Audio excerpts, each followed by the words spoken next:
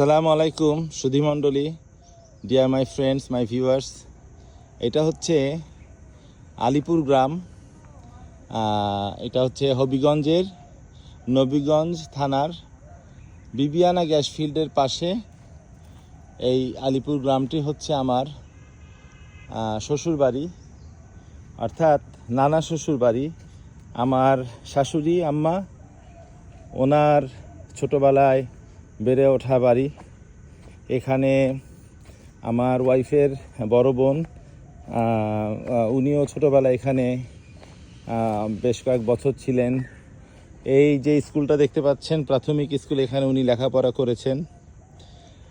আর এটা হচ্ছে এক সময়ে বাড়ি ভরা মানুষ, কত আনন্দ হাসি, কত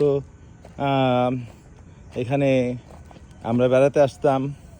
আমার বিয়ের পরেও আমি 2002 সালে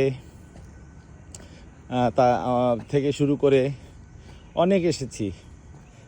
এই যে পুকুর দেখতে পাচ্ছেন, এখানে একসময় পুকুরটা ছিল পরিষ্কার, একদম কত মাছ ধরা হতো। পিছনে ওইদিকে আরেকটা পুকুর, সেটাও অনেক বড়।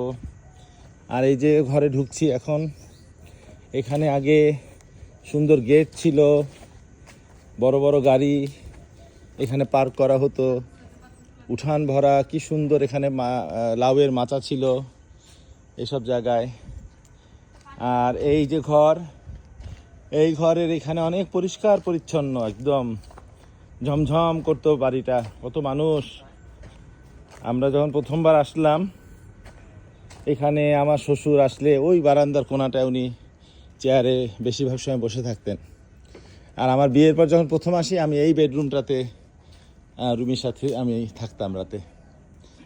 এই হচ্ছে বাসাটা, কেউ নাই, ফাঁকা বাসা, বাড়িটা পড়ে আছে।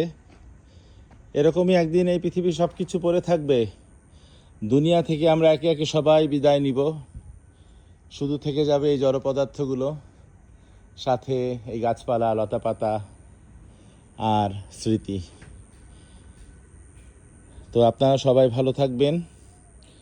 এই বাড়িটা দেখার জন্য, আমার ছেলে মেয়েকে দেখানোর জন্য আমার ওয়াইফ এবং আমি সেই সুদূর আমেরিকা থেকে আমরা এখানে এসেছি। ঢাকা থেকে আজকে সকালে রওনা করে এখানে পৌঁছাইছি।